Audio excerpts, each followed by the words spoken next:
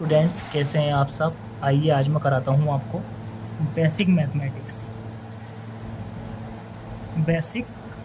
Mathematics करेंगे आज हम, जिसमें हर स्टूडेंट को ये तो कम से कम पता ही होना चाहिए जो आज हम चीज़ें करने वाले हैं।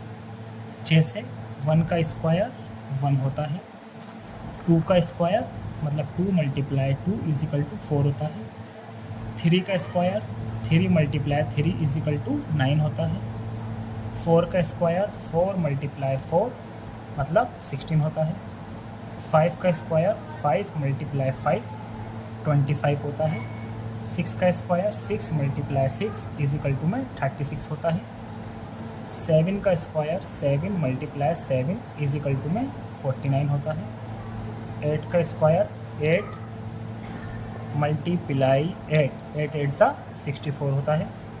ऐसे ही 9 का स्क्वायर = 9 × 9 81 होता है, 10 का स्क्वायर = 10 × 10 10 10 100 होता है, और 11 का स्क्वायर = 11 × 11 121 होता है। वैसे तो हमें 20 तक याद होनी चाहिए, लेकिन 11 या 12 तक भी काम चल जाएगा अगर हमें ये याद होगा। दूसरा बेसिक चीज़ आती है, कुछ फॉर्मूले ऐसे आते हैं हमारे, जैसे आपका a² - b² वाला फॉर्मूला। ये कैसे अप्लाई करते हैं हम? a + b a - b। मतलब कहीं पर आपको ये दिखाई दे जाए, फॉर एग्जांपल x + 4 और एक ब्रैकेट में x - 4, तब ये वाला फॉर्मूला अप्लाई करना है। मतलब जब दो ब्रैकेट दिखाई दे जाएं और दोनों सेम दिखाई दे जाएं, बस साइन अलग अलग हो।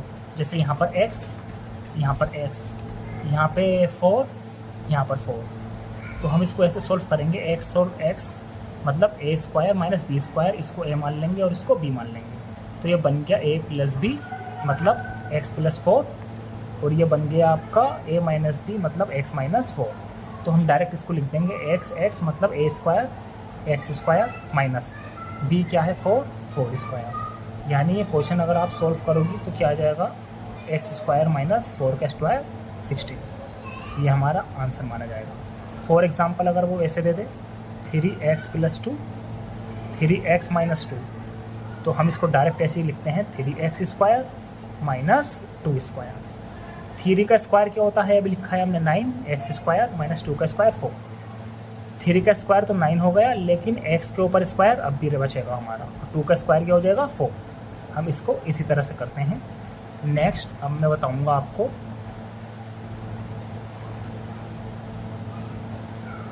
दूसरे तरह के क्वेश्चन।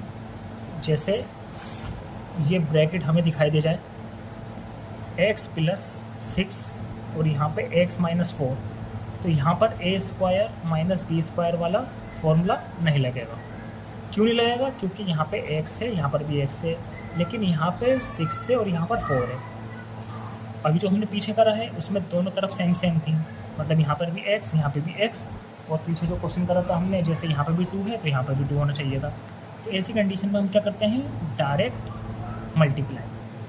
डायरेक्ट हम करेंगे मल्टीप्लाई। जैसे x की x से करोगे x², अब x की -4 से करोगे तो -4x, 6 की x से करोगे 6x, और 6 की 4 से करोगे 24। अब हम कंपैरिजन करते हैं कैसे, x² माइनस का 4x है प्लस का 6x है, तो प्लस का 2x -24।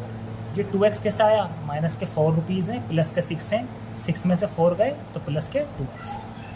फॉर एग्जांपल अगर आपसे वो कहे मल्टीप्लाई को, जैसे 3/9 मल्टीप्लाई 18/18 = 20/15, इतनी लंबी चौड़ी मल्टीप्लाई करने को आ जाए तो हम 3 की 18 से कराएंगे, 18 की 20 से कराएंगे, बहुत ज़्यादा टाइम वेस्ट होगा। हम डायरेक्ट काटा पीटी कर देंगे। कैसे, 3 से 9 3 टाइम्स गया, और 3 से 18 6 टाइम्स गया, इस 6 से भी 18 3 टाइम्स गया। अब 3 से 20 नहीं रह सकता, लेकिन 50 20 ऊपर नीचे हैं तो कट सकते हैं। किससे, 5 से, 5 4 से 20, 5 3 से 15। मतलब क्या आ जाएगा, ऊपर क्या बचा हमारा 4 और नीचे क्या बचा 3, और 3 मतलब ये मल्टीप्लाई कर लेते हैं, 3 3 = 9 आंसर। तो इस तरीके से आप हर चीज़ को काट सकते हैं। जैसे एलसीएम आना चाहिए हमें 3/2 + 4/6, तो नीचे वालों को एलसीएम लेते हैं 2 और 6 का, 2 1 ज़ा 2, 2 3 ज़ा 6 और 3 1 ज़ा 3। तो एलसीएम क्या आ जाएगा 2 3 ज़ा 6। लाइन खींचेंगे, नीचे क्या आ जाएगा 6।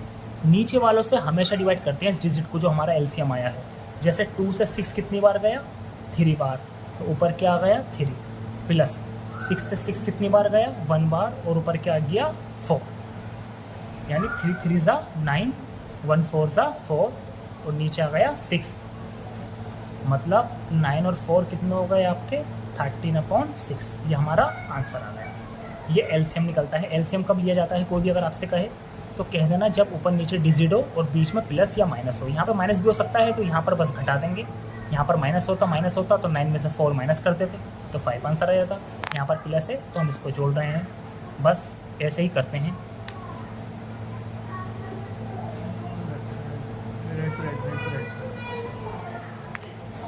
चलिए अब हम करते हैं नेक्स्ट। जैसे आपको 3/9 प्लस 2 मल्टीप्लाई 8/3 इस तरीके के क्वेश्चन देते हैं। यहाँ पर ऊपर नीचे डिजिट है, बीच में प्लस है, लेकिन यहाँ पर 2 मल्टीप्लाई 8/3 आ गया तो इसको ऐसे ही लिखेंगे। पहले मल्टीप्लाई कराएंगे हम, 2 8 ज़ा 16 और नीचे क्या है 3।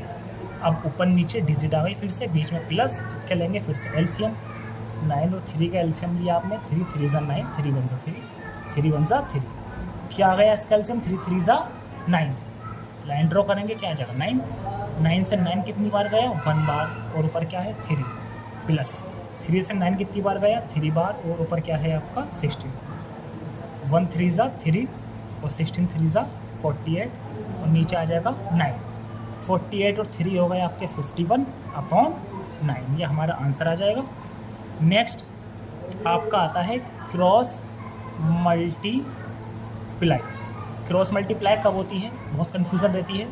कहीं पर अगर 5/2 लिखा है इजिकल टू में x/7 लिखा है तो यहाँ पर क्रॉस मल्टीप्लाई हो जाएगी आपकी। x या y ज़रूर होना चाहिए यहाँ पर।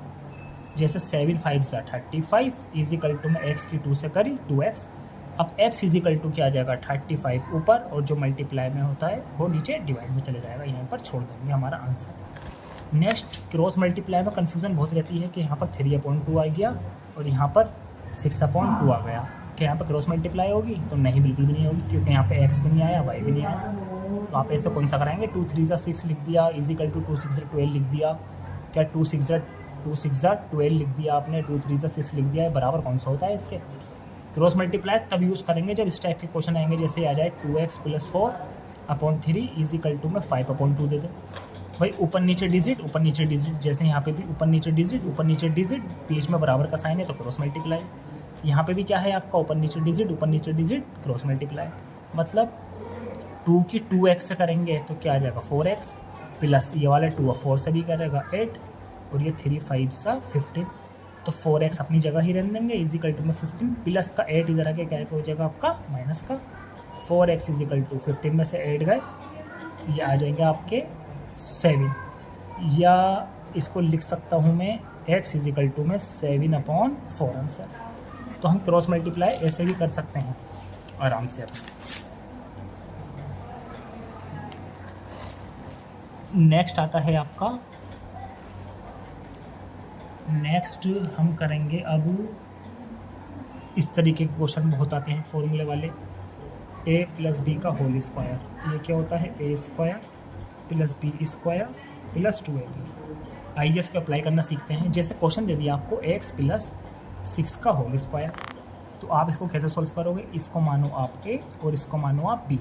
a² है, a कितना है x² प्लस b² है, b कितना है 6² प्लस 2ab 2 मल्टीप्लाई a क्या माना है आपने x और b क्या माना है आपने 6। सॉल्व कर दो, x का स्क्वायर खोलेंगे तो x², 6 का स्क्वायर अभी हमने पीछे करा है क्या होता है 36। अब देखो 2 की 6 से करी 12, 2 6 से 12 और x क्या आ जाएगा 12x। यही हमारा फाइनल आंसर हो जाएगा। क्यों, क्योंकि यहाँ पे x² के साथ कोई दूसरा नहीं है जो इसके साथ जुड़ जाए या घट जाए। 36 के साथ कोई दूसरा नहीं है और 12x के साथ कोई दूसरा नहीं है। फॉर एग्जाम्पल अगर ऐसे होता x² + 5x + 2x², तो हम इसको ऐसे तो लिखता ये x² प्लस का है और ये 2x² प्लस का है। 2x² और 1x² कितना हो जाएगा आपका 3x² और प्लस 5x ऐसे लिख देते हैं, तो ये आंसर माना जाता है। मतलब जो हमारे सेम शक्ल के होते हैं वो जुड़ते हैं, जैसे 3x plus 4x plus 18 plus 9, मतलब 3x में 4x जुड़ सकता है तो 4 और 3 7x, 18 में 9 जुड़ सकता है तो 27, ये आंसर हो जाएगा हमारा। इस तरीके से हो जाता है। अब नेक्स्ट करते हैं हम, ये क्वेश्चन बहुत आते हैं, जैसे 2x square plus 5x plus k, मतलब x की जगह पे 2 रख दो आप, तो k की वैल्यू निकाल दो। तो x की जगह पे 2 कैसे रखोगे, जहाँ जहाँ हमें x दिखाई दे रहा है वहाँ 2 रखना है हमें। जैसे 2 मल्टीप्लाई लगाओ, x की जगह क्या रखना है 2 लिख दिया। अब यहाँ पे x के ऊपर स्क्वायर है तो x को क्या माना है आपने 2, मतलब 2 के ऊपर भी स्क्वायर लिखा जाएगा। प्लस 5x, 5 मल्टीप्लाई x कितना है आपका 2, प्लस k ऐसे लिख दिया, x की जगह पर वैल्यू रखनी है। ये 2 मल्टीप्लाई 2 का स्क्वायर क्या होता है 4, और 5 2 ज़ा 10 प्लस k, 4 2 ज़ा 8 और 10 18 प्लस k की वैल्यू जब निकालोगे 18 प्लस k है तो मैं क्या करूँगा 18 प्लस का k उधर जाके माइनस का, या k बराबर क्या आ जाएगा आपका -18, यही हमारा आंसर आ जाएगा। ऐसे ही हम इसको सॉल्व कर देंगे। तो मैथ में कम से कम ये चीज़ें तो हमें आनी ही चाहिए। Thank you.